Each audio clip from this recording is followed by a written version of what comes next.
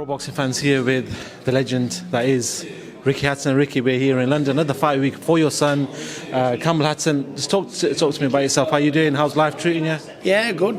Keeping busy. Tough time, what with lockdown, but we've come to the end of it now.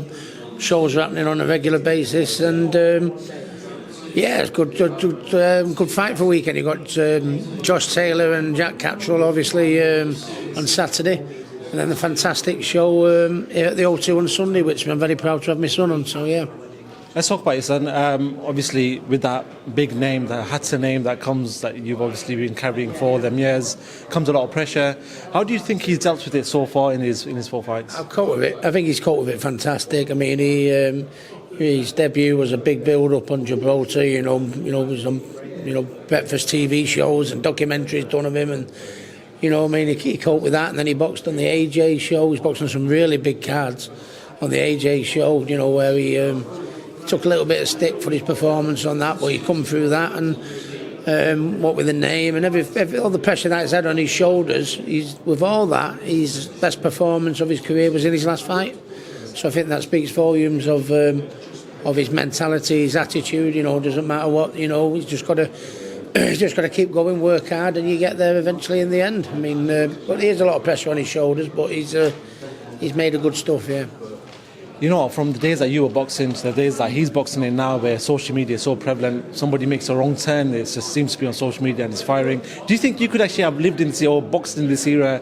We knew that you after your fight, you'd like to, relax and do what you need to do. Do you think you could have been part of this era the way it is? No, I mean, I got in trouble without social media, but No, listen, I'd have coped. I'd like to think I'd have adapted to it, at the time. It's just the world we live in. And I said, listen, son, you had a bit of an off performance a couple of fights ago and you got a bit of a slating for it. I said, but then your next fight you performed great, and the same people were patting you on the back, and that's social media. It's not point getting upset about it. It'll happen, and it'll probably happen again. You just got to shut it to the back of your mind and just concentrate on what's important, which is improving in the gym and performing in the ring. And as long as you do that, you might have a few speed bumps along the way, like we all did in our early stages of our career. But if you keep at it, you'll eventually get there. Yeah.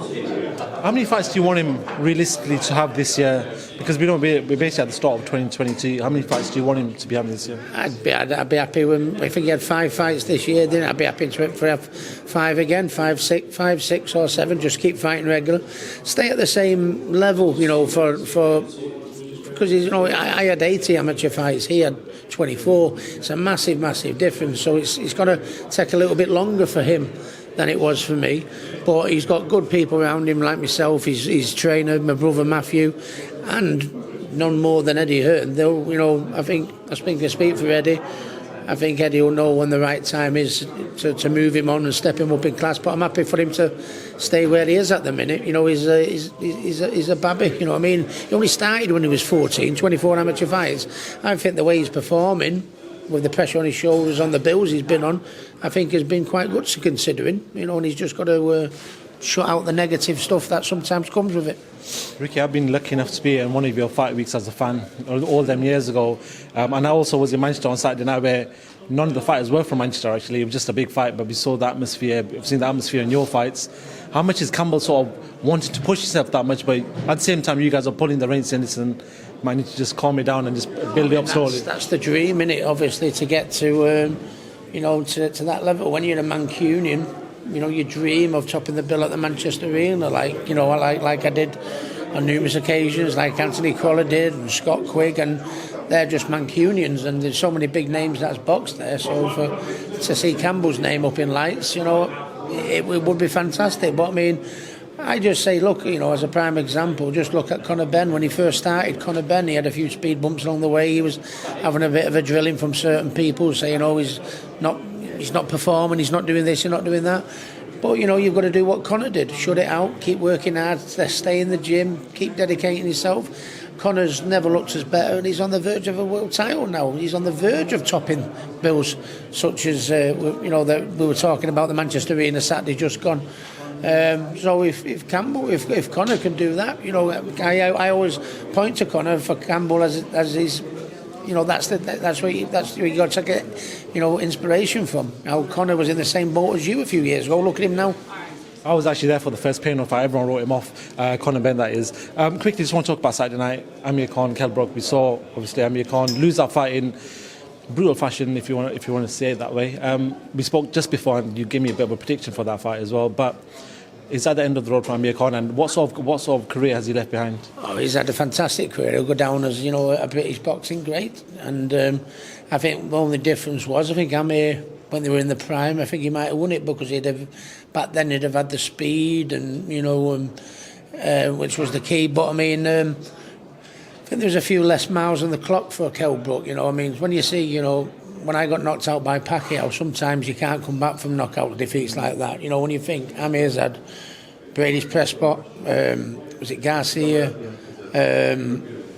Canelo, even the Maidana fight, he was hobbling around, you know, like he was ice skating, no disrespect, you know, for 3 or 4 or 5 rounds in that fight. And I think that where Kell's not had them defeats. And I think that was the difference on the night. But Amir's had a great career, and it'd be nice to see him hang him up. And to be honest with you, I think I'd like to see Kell hang his gloves up. And the way to finish your career was go out on a high, and that was a high. You know, great build-up. You know, 2 great fighters. And seeing the sportsmanship after now, you know, and just the whole thing, they can both hang the gloves up and be very proud of themselves now. Just 2 final questions in regards to Kell Brook then. There's 2 fighters that came out straight after and called him out. First of all being Chris Eubank Jr. and second one was Conor Benn. Which one, if Kell was to still carry on, which one would you like to see? I don't know. I think, to be honest with you, I wouldn't like him to. I wouldn't like to see him fight either. To be honest with you, I think it'd be a damn harder fight. You know, with Conor. Conor only knows one way he'll come for him. He's young, he's fresh, he's strong, he's ambitious. You know what I mean? And heavy-handed. You know what I mean? Where Chris Eubank, for me, I think the jury's still out on Chris Eubank Jr. I think sometimes he looks great, sometimes he looks very average. He looked great in the first 3 rounds and then started running around, jabbing and moving where maybe he should have finished the fight. You know, for me, there's still a question mark above Chris Eubank Jr.'s head. So if you're asking me who would I like to see him fight, I think Conor's the real deal. I think Chris Eubank I'm still not quite sure about. Even though Chris Eubank's ahead progress-wise of Conor, I'd much rather take our chances. If Kell is going to have one more fight, I'd rather him take his chances with Kell rather than Conor. Well, final one for myself. You are obviously known for the 147 division. I want to talk about the main 2 boys in that division. We know Errol Spence and Terence Crawford is a fight that everyone wants to see. We know Errol Spence is going to be fighting Ugas very soon. But if Spence and Crawford were to share the ring, who's your money on? It's very hard to say. Errol Spence, fantastic fighter. I'd probably give him maybe the edge ever so slightly. Real nip and tuck fight. But you know, we've got a good fight in Josh Taylor and Jack Catterall this week, and the welterweight division is where all the big fights are. And hopefully, if Josh Taylor can, well, not hopefully, but I mean, because Jack Catterall's, you know, has been in my gym several times training with Jamie Moore, who's my friend, his trainer. You know, I'd like to see Jack Catterall do it, but I think if Josh does happen to win, which he's probably expected to do, maybe he can get amongst the mix of the Spence and the Crawfords. Yeah.